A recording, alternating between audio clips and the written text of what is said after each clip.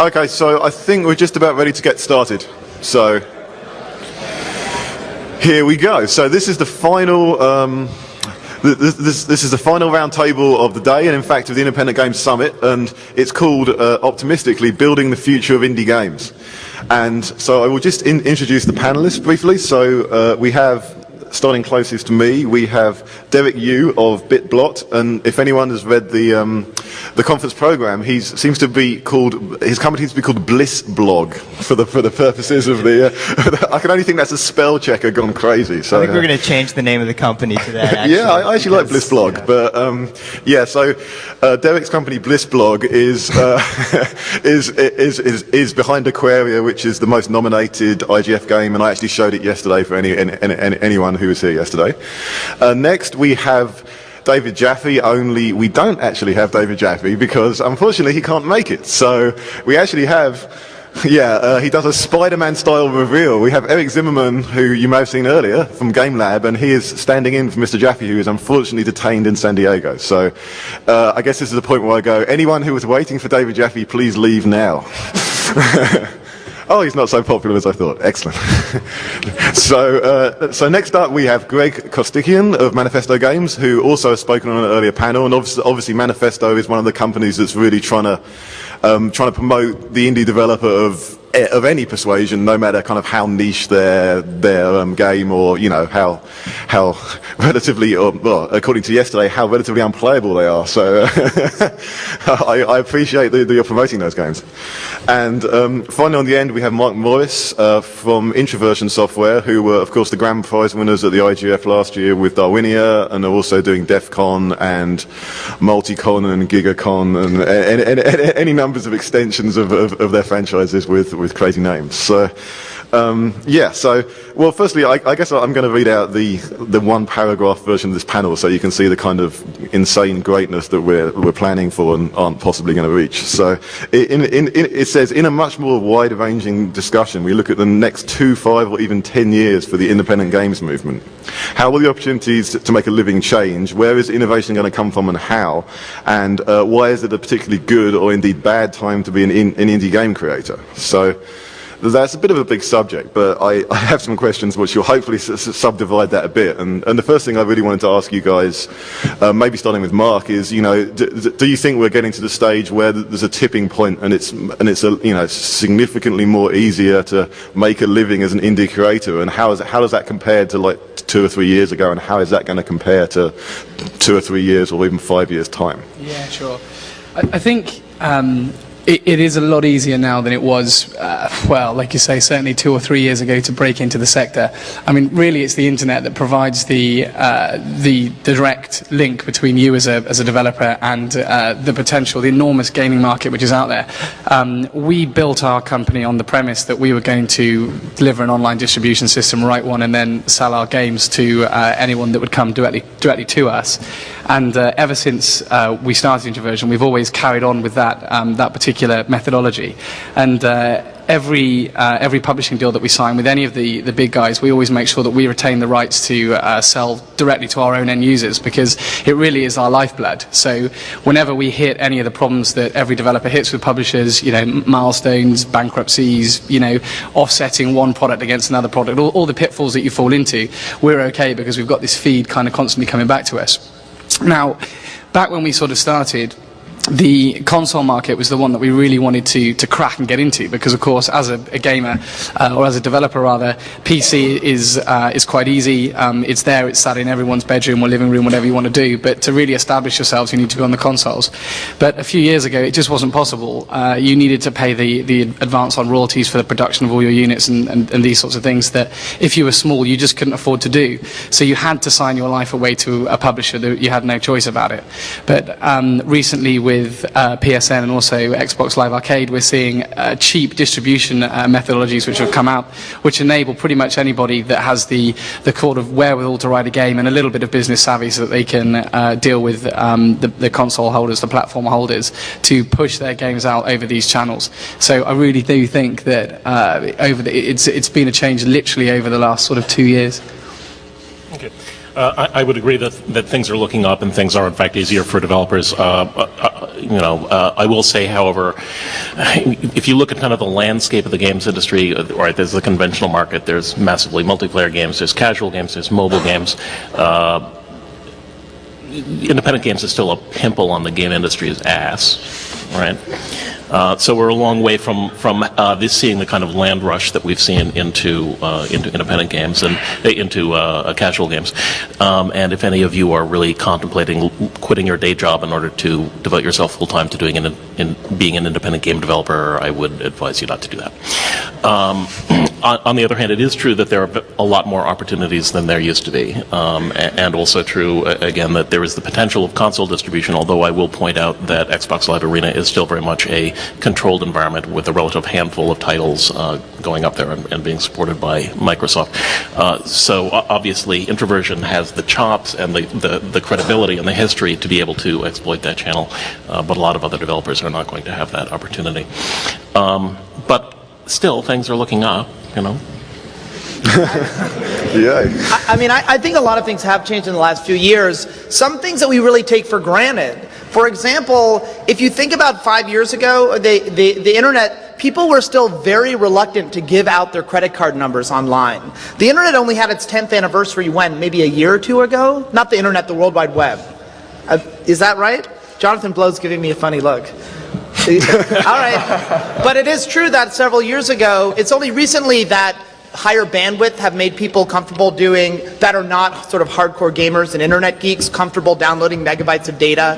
People are more comfortable doing transactions online. There are off-the-shelf solutions for packaging and doing digital rights management for online games. So in terms of distribution, this has helped us. But I also think that I guess it was about 3 or 4 GDCs ago when we really had a change of emphasis too. I mean, we had always thought, Mark, to agree with you, consoles was sort of where we always wanted to be. Okay, we're doing small games now, but eventually we wanted to be working in the real game industry. And something happened. There was an incredible malaise about 3 or 4 GDCs ago, and I remember it was encapsulated in a game design keynote that Warren Spector gave. And Warren is a dear friend of mine and I adore him, but he made a lot of people angry with this talk because it was about licensed games. Mm-hmm. And one of the things he said was, forget about original content. Licensed games make for, wonderful design challenges too. I would love to do a Scooby-Doo game. It was something like that. And I think Greg actually blogged about it. Kiss the lash that scourges you, right? And I realized that year, I mean, for me it was kind of a personal moment when I thought, you know what? Why are we aspiring to sort of want to enter into this sort of larger game industry? There's no way that we could do the interesting work, this kind of small scale work, doing many games a year. The downloadable games and casual games had not yet actually emerged, but we still sensed that that something was going on. So, I think as much as anything, today we kind of take a lot of things for granted, including the sort of notion of independent games as we're talking about them today. But actually, even just a few years ago, it was harder to imagine. I mean, there were far fewer people in the space. Well, the notion, I should say, independent game has also a phrase that has changed in meaning, because it used to be that any game from an independent developer was an independent game. So, Half-Life 2 would be an independent game. But that's not quite what we mean now when we say indie. It has something more to do with the aesthetic of independent music and independent film, and so. I'm going to have to disagree with Greg that independent gaming is a pimple on the ass of the game industry. It's more like a wart on the heel. No. I think if you think of the game industry as a butt, which I think a lot of people do, but I would say that independent games is one cheek, and the mainstream industry is another cheek. And the reason that independent games seems like a pimple is because, I guess, to carry this analogy to its death, the general public is not wearing the right pants. So I think the purpose of things like IGF and the summit and this panel is really to make the general public put on, and the game industry as a whole, put on the right pants so that we can be two cheeks working as a single butt.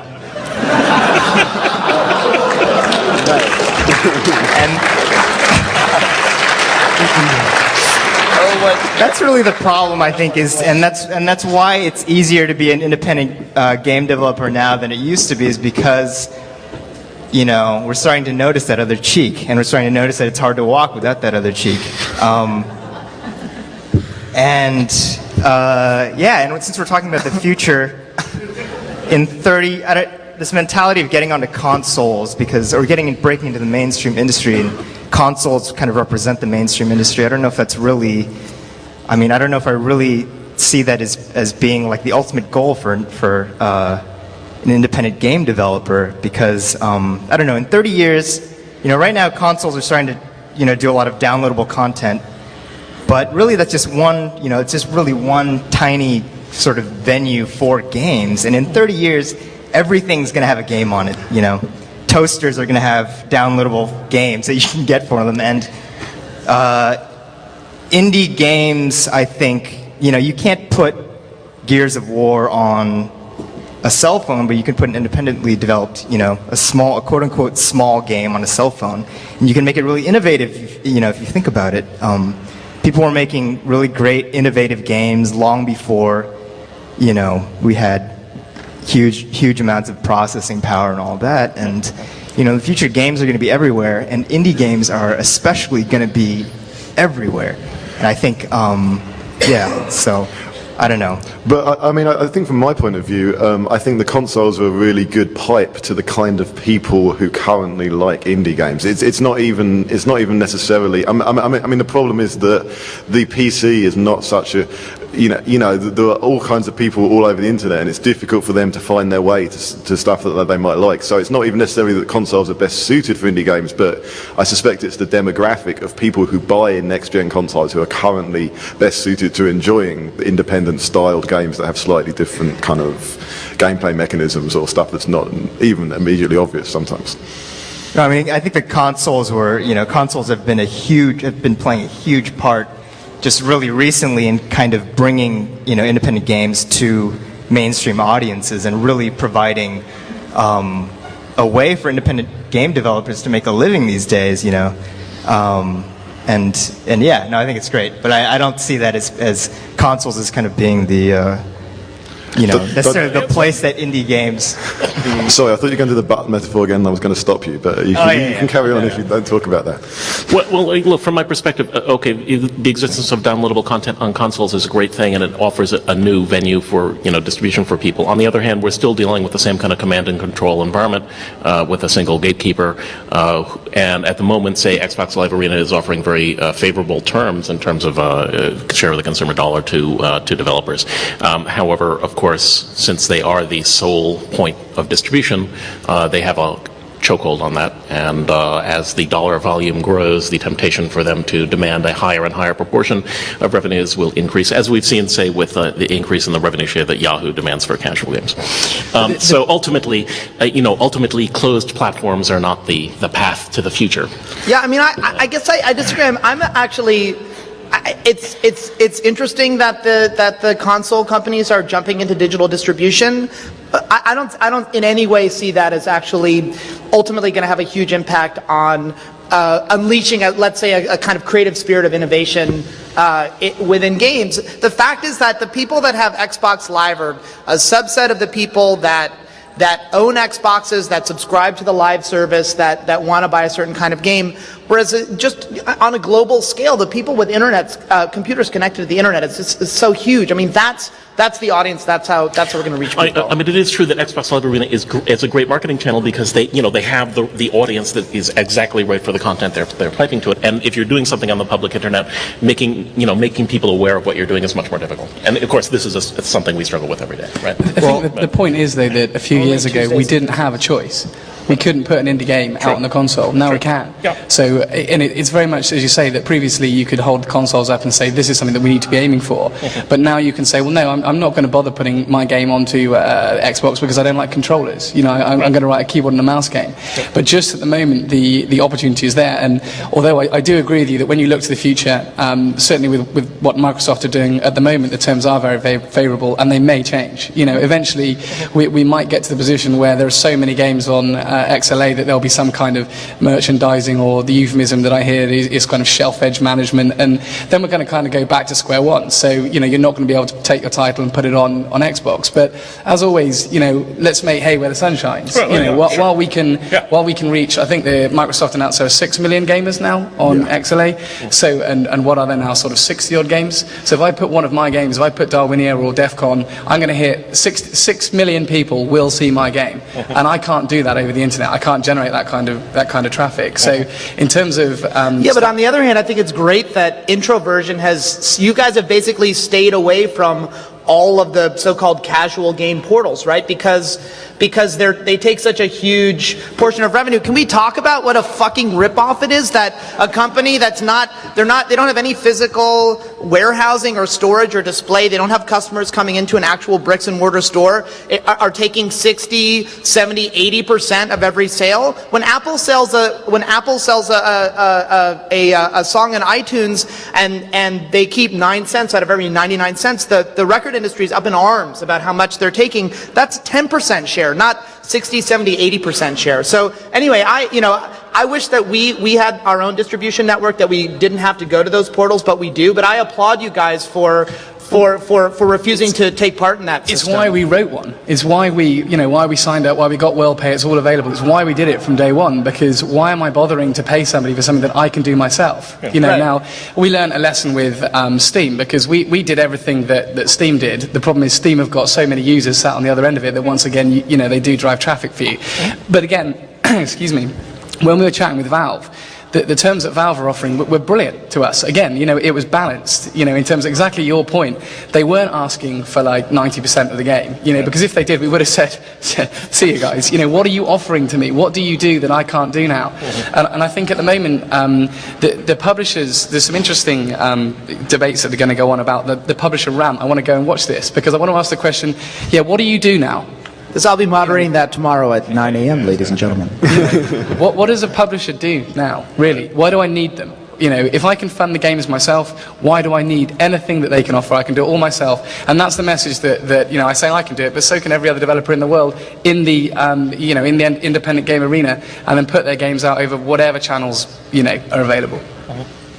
It seems to me that it's somewhat about creating funnels, and if you're talking about online, all of these larger aggregators are creating large funnels, and then you pay to appear on the funnel. And my slight concern is that is it possible to build your own funnel that is big enough, or do you just have to distribute yourself over multiple funnels? Does the funnel metaphor fit into the ass cheeks? I'm just trying to put all that together in my curses. head. I've been tripped up by my own metaphor, but yeah, everything fits into that metaphor. I think. but no, seriously. Through the funnel, I think. The thing is, it's very easy to make a deal with Yahoo. They've got huge amounts of traffic. They stick something up there. It's going to sell a certain amount of content. To get that same level of traffic yourself is a huge marketing challenge, right? And marketing is not necessarily the core competence for most developers. So can you do it yourself? Yeah. But it's it's the path of least resistance, I guess. But.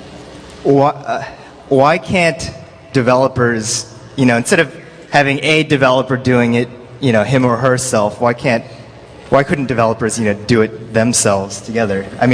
The idea of a developer-owned portal, to me, sounds really nice, because developers understand what developers want. The problem with the publisher-developer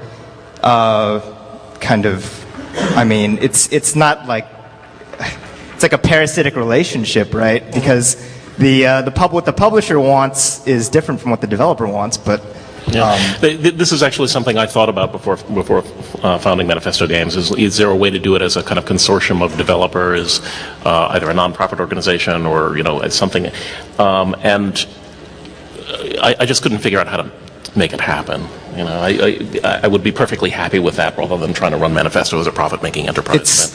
It's interesting, because in my experience, I've seen that independent developers who have not made it are very much more interested in working together and helping each other out than independent developers that have are on the road to success in a way, I feel like. but it's the independent developers who are kind of making it who have the most sort of, the most clout, the most ability to kind of help other developers out. I don't know. It's Well, Simon, you probably know more about this than me, but is the independent game SIG at the IGDA doing anything to maybe establish a set of standards and guidelines? For example, here's what we think is the fair proportion of what a game portal distribution point doing this amount of work should give to a developer. I mean, I think partially it's the role of the IGDA to maybe establish some standards for fair practices and say, so then a developer can go to a portal or a distribution place and say, what do you mean you want to take 75% of every sale? The IGDA, has said that. And they can say, we're Yahoo, and you're not. Right, but at least that's the start of something, right? It's a creation of some kind of standards. Yeah, I mean, I think what's happening is, in most cases, obviously independent versus casual is a big issue, but the casual game SIG is certainly making a lot of progress and doing a bunch of things. But what I see the casual game companies doing, as far as I can see, is everyone is becoming aggregators as well as doing their own stuff. And, right. and that seems to be like Reflexive, for example, who we were referencing earlier. But that's clearly not a one-size-fits-all solution. And in some ways, I still find it a little odd when I go to an independent developer site and they have like 10 games on there and only one is theirs. Right. It just seems a little bit. I mean, maybe that's the best business model, but it seems a little bit odd to me. So I don't know. I feel like some indie developers are going that way a little bit already, and it probably is a better way. If you can get a fan base for your site, then people will buy other games that you've recommended. Like I think Chronic Logic do this. There's a bunch of games on their site that aren't actually done directly by them. So yeah. I mean, I guess that's kind of like a really small version of what you're talking about, Derek. It's just informal. Yeah. I mean I never really understood that. It's confusing because I think as a developer, you have your own personal website and then you have kind of a bunch of other games from other people. It gets confusing. I think what really needs, a developer-owned portal where you know that every game on that portal is going to be of a certain quality. That, to me, sounds like a really good thing. Because the problem right now is that, people want to play a good indie game. They don't really know what that... they don't really know where to go to get something like that exactly. It's very, the indie game community is just very, I feel like it's very, I think everyone here and everyone who's kind of in the scene is very aware of what's going on, which games are doing well, which games are good, but I think it's difficult for an outsider to kind of. I think that there actually is room. Ooh, look at that! I successfully jumped in before Greg could here. I think that there is room for the creation of kind of successful medium-stage portals. If you look at some of the medium-sized portals, even though they're casual game portals, but like Big Fish and iWin, they're not really that old. I mean, they jumped in, they marketed the shit out of themselves. They tried to make connections with every other big portal and drive traffic to their sites. And it's true that what they're putting on there is a kind of typical vanilla casual game fare, including a lot of Game Lab games. So I'm not excluding ourselves from that statement. But the fact is that they are actually pretty successful businesses at this point. I think there is room for someone to take a very different tack, not go for the so-called casual game audience, which people identify as 30-something, 40-something female Midwestern housewives, which is a term that's used in the industry, and instead, go for a different audience, which is exactly what Manifesto Games is trying to do. I was about to say you just described my business plan. But I think that there is room for multiple people doing that. I think the games are there. I think the audience is there. Oh, I would actually love for someone else serious to be doing this because then I could tell the venture capitalists that, this is a hot area. There's other people moving into it. And it's, you can give me money. Yeah, I know. It's interesting that, isn't it interesting that kind of all we've been talking about is sort of these distribution and business issues. I do feel like when we're talking about independent games, there's, on the one hand, we talk about what we do, the design processes, the products that we're making, the process we go through, how we keep the company going. And then on the other hand, there's this huge problem of how do we get those things to our consumers? How do we distribute it? How do we make our businesses sustainable? Yeah, I mean, as far as I'm concerned, the big problem right now is exposure, because there are so many good interesting games already being made, and I think with sites like Manifesto Games, which is absolutely the best attempt so far to do something that's portal and indie. I think the problem you have to a certain extent is that there are so many niches that you just I'm sure, Greg, you've thought about this. It ends up being a collection of niches if you're not careful, and there's nothing to hook. I don't know how you hook people into the concept that there are games that are somewhat more. I guess there are some bridging games. You can argue that Diner Dash, for an example, is a bridging game that has somewhat more complex game mechanics than the average swap two jewels around style game. Listen, from my perspective, there are kind of two groups of people we're trying to reach and not necessarily doing them terribly well. One of them is PC gamers who are dissatisfied with what they're seeing at GameStop, either because they're old adventure game fans or something of the kind, and they're just not seeing the content they want because it's all Xbox ports.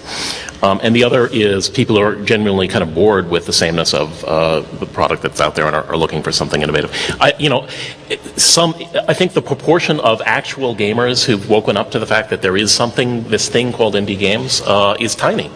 And that's, there's a huge potential audience out there that could be interested in what we're doing. So what's the hook? I think that's the trouble. I'm going to step in and say the hook are things like XLA. Because you're going to have the mainstream gamers out there playing the big games, and they're going to hit a button, and they're going to come up, and they're going to see another 10, 11 games that, exactly as you just described, games that no one's seen before, that are kind of interesting, new ideas, new takes on things, and they're going to think, actually, wow, there are more genres, different games, and I don't need to play another first-person shooter. Mm-hmm. And I think that's what's going to be the hook. Yep. Certainly in the next kind of year or a couple of years, until, as you say, it all goes peak tone. Well, the other approach is what we're seeing some companies like Congregate do, which is, and I'm about to use a phrase which I'm sure is in at least 100 business plans right now, be a YouTube of games, right? So the idea of people uploading games and sharing them and rating them and somehow also monetizing them. But I actually saw Congregate present its kind of beta site at the Casual Games Conference in Amsterdam, and I was pretty impressed. I actually think they're going about it in a pretty smart way. And there's other sites that are doing similar things that are a different approach than Manifesto, which is more of a top-down editorial approach. But there's possibly something there as well. Yeah, no, I think one of the big problems we have is the sites like Newgrounds.com, and Newgrounds has just a bunch of really interesting games on it, and they're all done by the users, and they're all completely free to play, and everyone made them for free. So the question really is, certainly when you're competing on the internet on the PC, it's not like independent film. You can't have a star to differentiate yourself. So how do you really differentiate yourselves from all those really cool kids who are actually doing games which are better and aren't at school, so they don't care about making money out of it? So I think those kids that are doing games for free are honestly, they're like the lifeblood of the indie community. And it's good. I saw a panel yesterday called Innovation in Indie Games that had Genova Chen and John Mack and John Blow on it, and John Blow's in his presentation, he had this diagram that I really liked because to me it was very visual and it kind of looked like a game. It showed kind of the total space of what games can be, and then it showed what we're actually doing as being this tiny little island in this giant sea of possibilities, right? And he kind of showed that in order to expand that space, we need to kind of just keep pushing the boundaries of what we can do. And as independent developers, we can really do that, right? Because we can do whatever we want, basically. I see that as being an almost like godlike power. It's like being a superhero is being an independent developer. Yeah, what was interesting was that everyone on that panel had I felt like they all wanted to expand that space, but they had very different ideas about how to do that. Kyle, for example, his idea or his kind of methodology was just to make 100 games and then just kind of expand that space by just kind of shooting in every direction. Genova was very insistent on kind of picking a direction and then just kind of following that direction. And his idea was to be very focused about what you do. But generally, they all really had the same kind of goal, which I think was great. And I think really the indie game industry needs all all 4 of those guys in it, and it needs, lots of different people. Well, let me ask you guys a question. Raise your hand if you're here at this session or in the game industry because you're interested in making new kinds of games in some way. All right? That's why we're here. I think you're absolutely right in that everyone here is going to have a different answer to that question. What's their process? What's motivating? They want to tell a new kind of story. They want to do a new kind of interaction. They want to, spank a new kind of ass or whatever you want to put it. So there's so many asses out there just waiting to get spanked in the ocean of. I look out and I see a sea of asses. No, wait, that sounded like it wasn't nice. But the thing about the point I was trying to make that I kind of went off on a tangent about was, freeware developers are essential because when money is not involved, you do whatever the hell you want. And I think that's a great point. But one of the things I've noticed is, the IGF is in its 9th year now, and if we're just having the discussion now about the independent game scene getting on its feet from a financial point of view, then in previous years, there have been a lot of hobbyist developers who enter and such like. I don't see hobbyist developers as being a competition for developers who who work full time. Because if you're a hobbyist, that means you're working, in your free time. Like you take a really excellent free game like Cave Story, right? Made by the Japanese developer Pixel, and that game is awesome. It is on par with people would pay money for that. But a game like it took him 5 years because he's a hobbyist developer.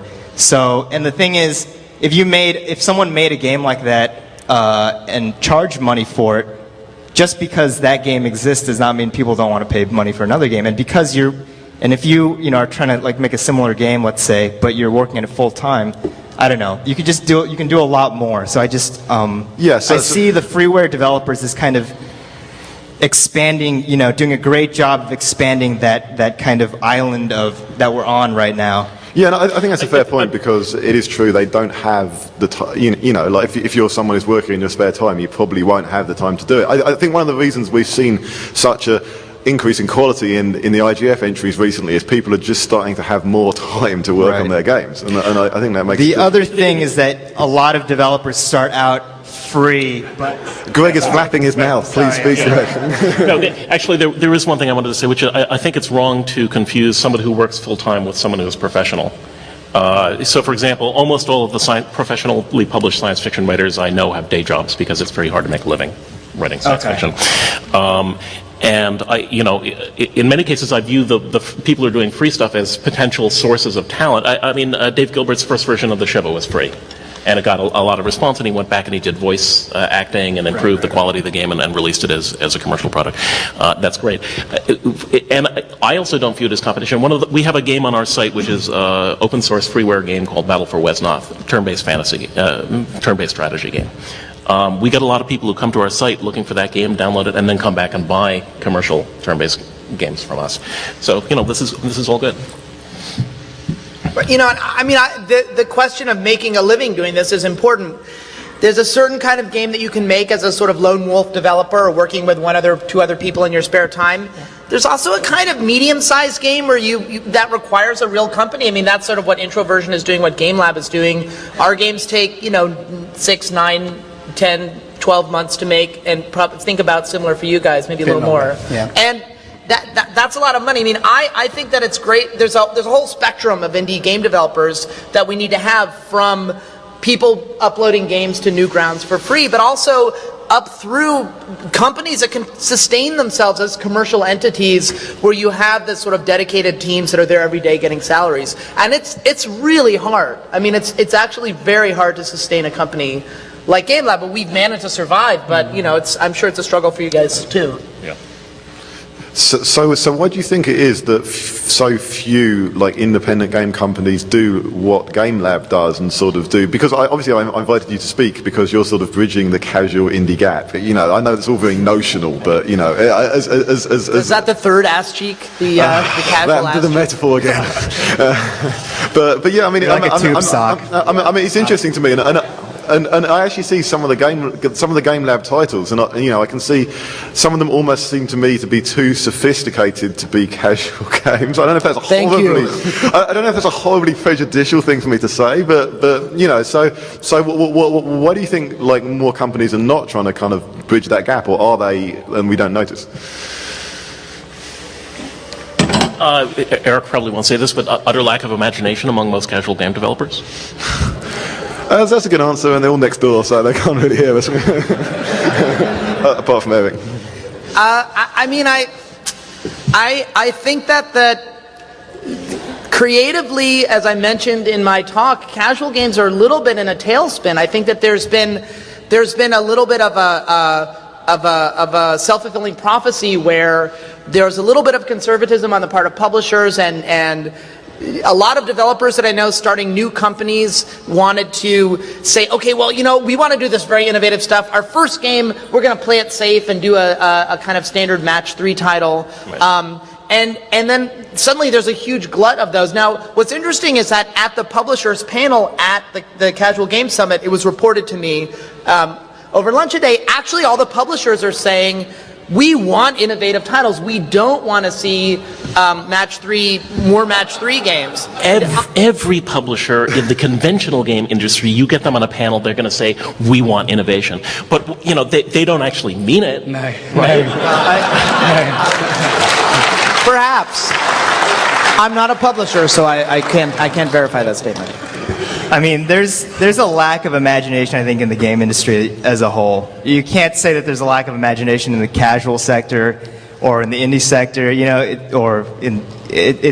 it's everywhere. And you know what? I don't think there's a lack of imagination. I just think making good games is really fucking hard. It is. I mean, there's a lot of it's really hard, and so people, it's often we'll do consulting for someone who wants to do some kind of serious educational game, and it's Myst plus Civilization plus Quake, right? And they have no idea how huge and ambitious their project is.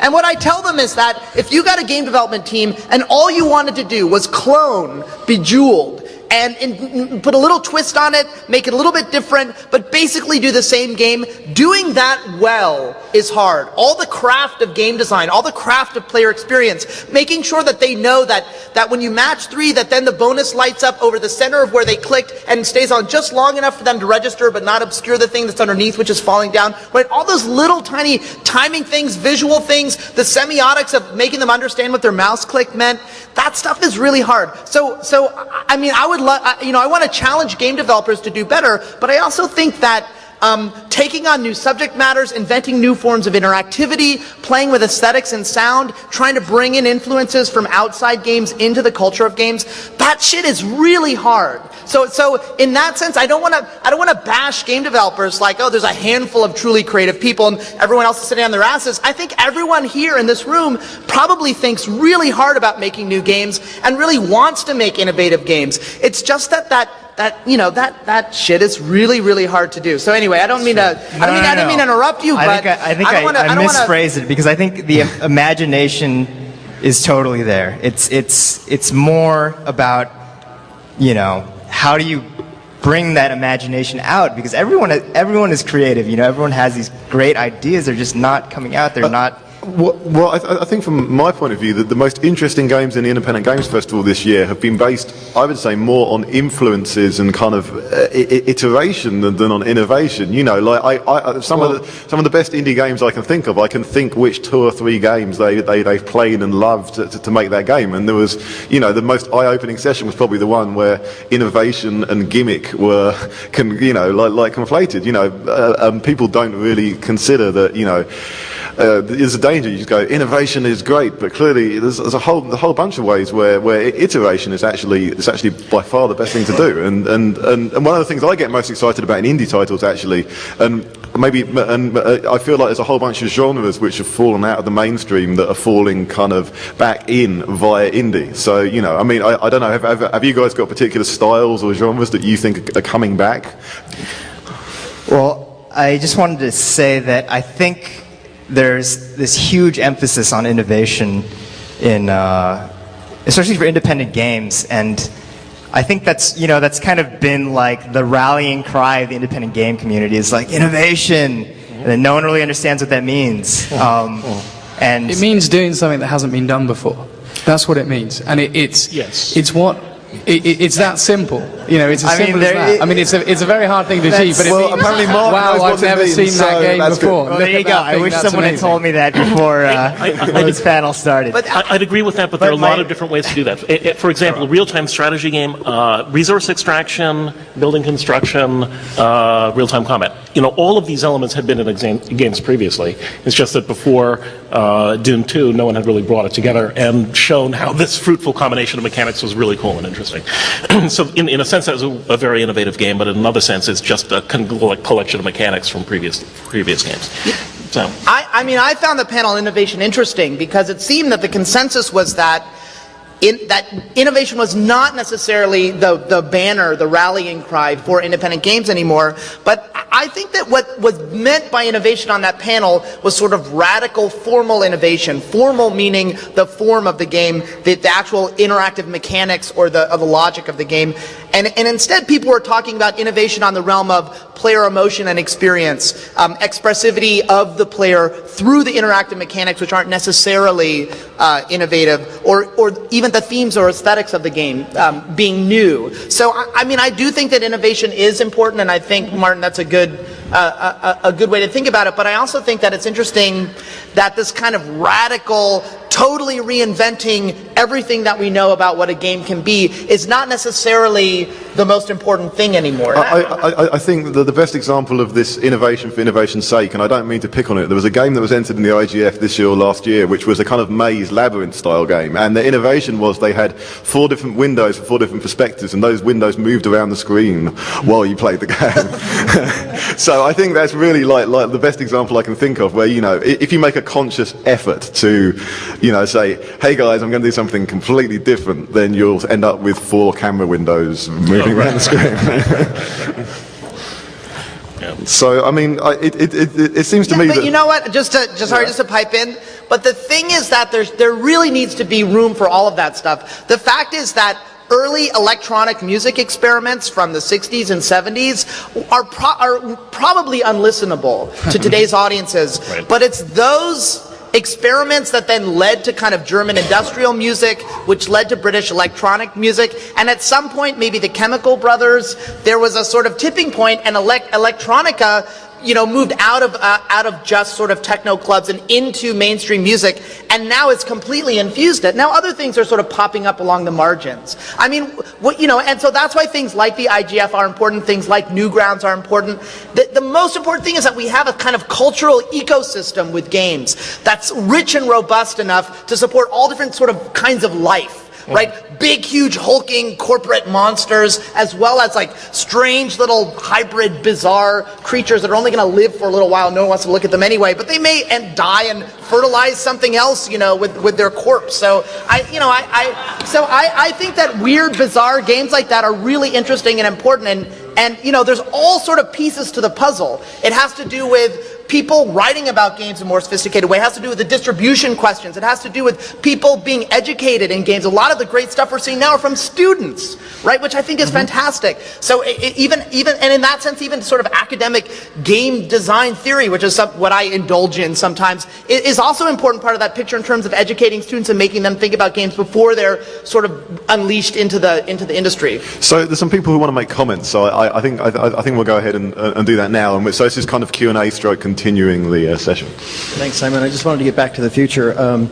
About tools. This is something also that occurred over the last 5 to 10 years, was the tool set available to individual developers became very powerful. And I think that actually opened up a lot more of what people can do and more people who could do it. Yep. And I just wanted to see if you express on that axis, how do you see the future evolve as far as tools going? Because it's really been great for me. Our opinion on whether tools have benefited the... No, what are they going to do in the future? I mean... I guess the question is, how are tools going to make games better in the indie space? Oh, well, I see I see tools as being, I see ideas as being the most important thing, and tools are I think.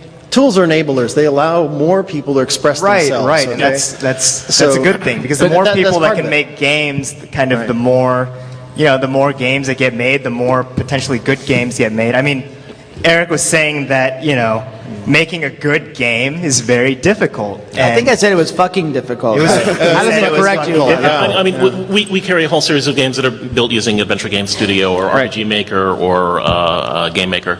And those are more or less for that matter, like, which is a tool in a different sense. And that's all cool, and it's great, and it's also useful because it allows people who don't necessarily have, the ability to program in C++ and get down to the hardware level to do this kind of thing. And that's fantastic. As far as how tools evolve, I got no clue. I mean, I want someone who's not a game maker, who's not, I want someone who's not a game maker to make a game.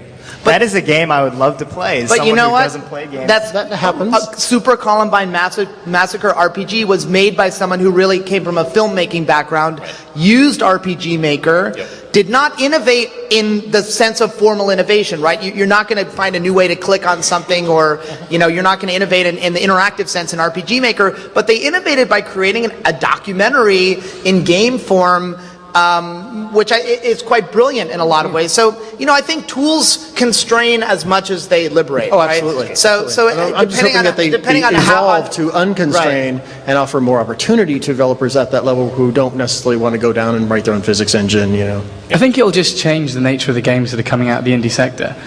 We've sort of spoken about microevolution or macroevolution. Microevolution, small changes in one particular direction. And when you're using tools, that's what you're seeing. You're seeing the same thing that you've seen before used in a slightly different way. So there'll be a kind of a general increase in quality, but you won't notice because there'll be the increase in quality across the whole board because everyone's using the tools. So far you've been focusing on, I should let the other people talk, been focusing on the very specific tools like RPG Maker and Game Maker. And so, I personally use Python Pygame, which is very open-ended, that lets me do anything. I'm not restricted.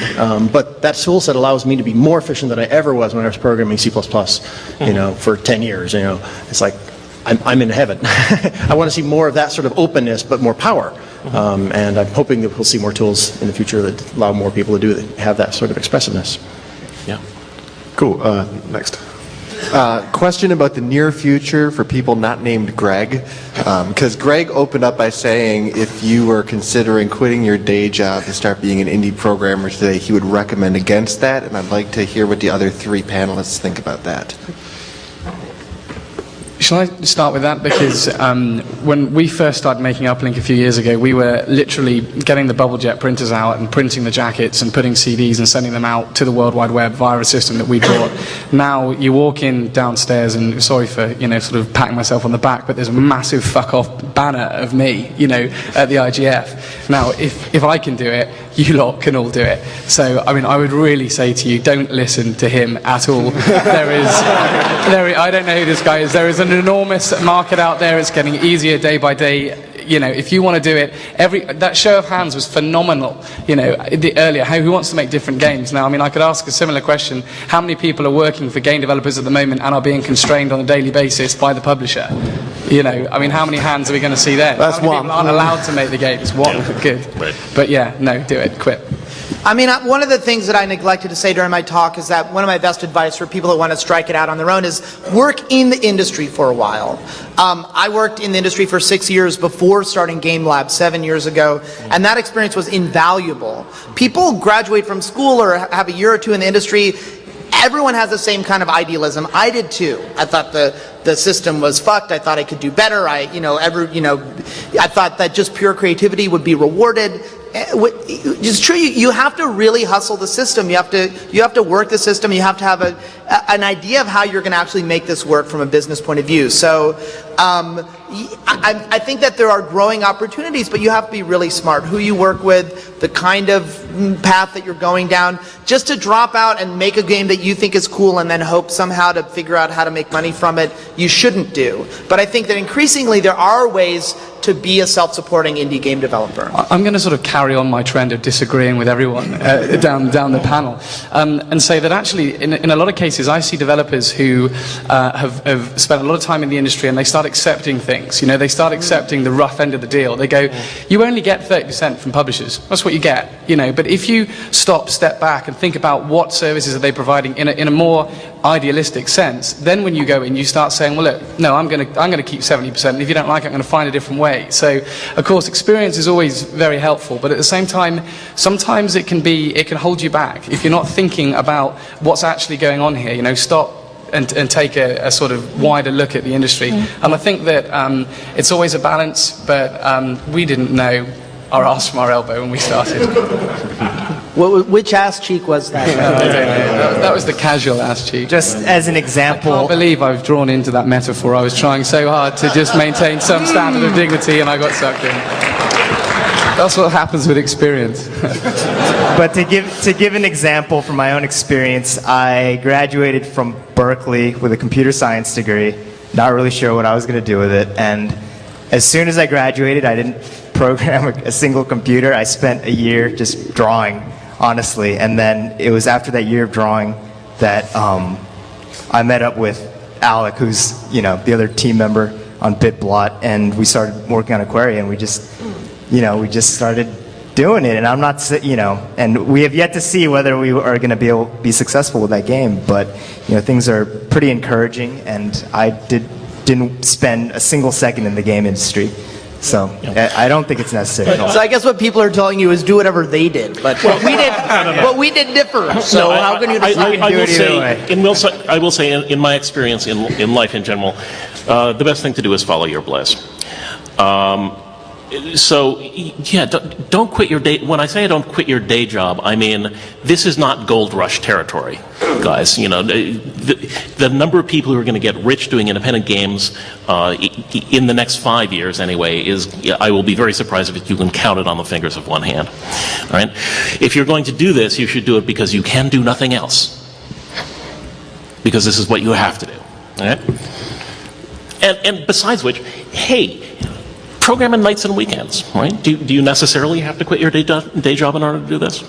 That's actually a very good point. Do it because you have to, because we're talking about innovation. Now, the thing is, when you're not receiving any money because you've sort of jumped in and there is no other source of income, you will finish the game. You will, because if you don't, there's no more money that's coming in. Yeah. And when you decide that you want to be an independent games company, you have to accept all of the ride that's going to go with it. The times when you're not going to be able to afford your mortgage payments and all the rest of it. And that's the same for any entrepreneur. You don't get rich quick. What you do is you suffer for a long, long time. And if you're not willing, if you're not prepared to suffer, then no, I would keep working for EA or something. So the message is you have to suffer. You have to suffer for your art. Right. Next. What about the marketing? Marketing. Yeah, marketing's well, coming back to sort of what we were talking about on the web earlier on. We've spent at Introversion a total of about $20,000 in our entire 5 years on advertising. The rest of what we do is PR. We have a massive public relations campaign. Now what this means is that there are so many sites over the internet that will review your game and drive traffic straight towards you. If you caught the press, and I don't mean caught the press by sending them gifts and things, but if you find out who is important, go down and see them, make friends with them, because they've got the same passion about the games that you've got. Then they'll write about you, and they'll write about you a lot. Say interesting things, swear a lot, that gets you coverage, And when you do these things, you'll find yourself all over the place, and then the traffic will come to you. But what you have to remember is you have to have your own mechanism to exploit that traffic. The conversation we had at the start of this panel was, you need to have a way from your own website that you're going to sell these games, even if it's via some kind of third party. But you need to do something with all the work that you're doing to let everyone in the world know about your games. And also, you've got to get out there all the time. You've got to speak on panels. You've got to be everywhere. So it's almost worth having someone in your team kind of devoted that's not a kind of typically introspective developer who hates getting up and giving presentations. You've got to have some loudmouthed idiot that that you can wheel up on stage just to kind of be offensive. Right. I mean, that's exactly what I meant in my presentation about being an honest hustler, hustling the company. And I think Introversion is a great example of a company that's hustles itself very well to the press, to the indie community. And incidentally, do a web search for Kieran Gillen's article about how he discovered their first game. It's it's written from a journalist's perspective, but it's a pretty good series of ideas for how to go about doing PR for an independent game. So. Yeah, definitely. Kieran wrote a kind of 8-piece thing on case study on us on how we did it well, and we didn't know what we were doing. This comes back to what we were saying before. We didn't have a clue what to do. We just sat down and thought, if I was a magazine journalist, what would I want? And then we just we thought, well, we'd want a curry, so we went down and ordered a curry. It worked. It seems like people like Kieran are few and far between, though, and most of the people who are reviewing games don't take a very critical eye that you really need for something that's really innovative. How long do you think it will take for people like that to become more numerous in games journalism and to disseminate to the major outlets? I actually think that most reviewers of games are actually some of the best and are open to reviewing things because they're so bored of writing the same review. It's like, Battlefield 8, see my review of Battlefield 1. There's nothing different. So actually most of the people, most of the games journalists and press actually really are interested. And also, they're very keen they want to support the industry a lot, I think. So even if they might not necessarily like your game, they're going to give you some coverage and say, this is crap, but kind of buy it anyway, because we need to support these people. So I'd actually disagree and think that most of the journalists that I've met are actually deeply compassionate and passionate about the industry and are more likely to not treat you gently because they've got to, they've got to be truthful to their readers, but just kind of make sure that they're kind of helping you along a bit. I think from my point of view there is a bit of a barrier though, which is a retail game. If you look at the big sites, you sort of kind of have to be in a box. There's very few games. I think Gish got a GameSpot review as I recall, but there's very few independent games that get reviewed on GameSpot and IGN, and that's kind of a mechanical thing, I think, and I don't quite understand how that changes. I think an advantage that independent developers have when marketing is that you can be personal, a mainstream game doesn't really have that kind of opportunity. We got, all kinds of lawyers and PR and all that. But, when you're making an indie game, you can be very personal. You can really kind of, I think people really do want to support. People like knowing that by buying a good product, they're also supporting a real person who's behind that product. And especially on the internet, it's. I think you can really kind of take advantage of that kind of mentality and that advantage that So cool. Over there. Listening to all the innovation talk, it got me thinking because I'm a programmer and an artist, both undergrad degrees, and I'm starting to wonder maybe are we asking the wrong question? Because I know I personally think a lot about what am I going to innovate, what's going to be different, but like they say, if you're thinking outside the box, you're thinking about the box.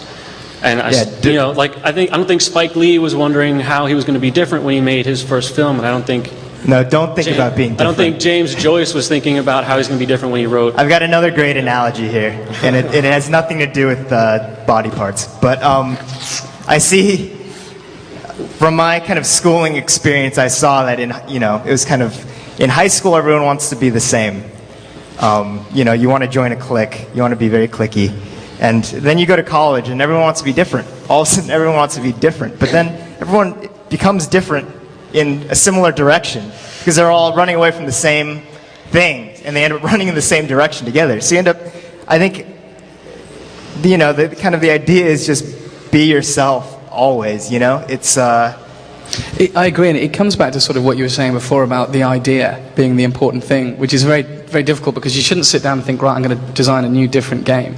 You should have a concept for a game in your mind that comes from somewhere, and hopefully you want to kind of foster a kind of area of your brain that will allow new ideas that come in. So those ideas that come in that you end up writing aren't a rehash of something that's been done before. So however you find that place, that space to say, right, I'm going to make, I've just got this crazy idea for a game. I don't know how it's going to work yet, but it's just up there, and then you start sort of moving forward. But it's very difficult to say, go and be different or be creative. You can't really do it. Everyone finds their own way of conceiving of these ideas and then drawing them into the real world. Do you think there's something different fundamentally about the gaming medium as opposed to film, or do you think maybe it's just our collective personalities? I think part of the issue is that game design is very difficult because it's incredibly technical as well. You've got to be an engineer, and is also very expensive. So putting a film together, I'm not saying it's cheap, but you can generally do, bits and pieces. You can run around with a camera or whatever and put something together. But it's the fusion of the engineering and the gaming which I think is very difficult, and that's what makes this industry particularly hard. Just to disagree, I don't think there's anything wrong with intentionally being different. We generate dozens and dozens, hundreds of ideas for games at Game Lab. A lot of them are good ideas, but we say, you know what, this is not a Game Lab game. It's not presenting something new to the player in terms of content and theme, or in terms of interactivity and game logic, or in terms of aesthetics and emotional experience. And we have a filter where we say this game is not distinctive enough, it's not different enough from other games that have been invented. So, I guess we do pursue ideas that are different for difference's sake. And I'm afraid that we're out of time, so I would like to thank the panelists for coming.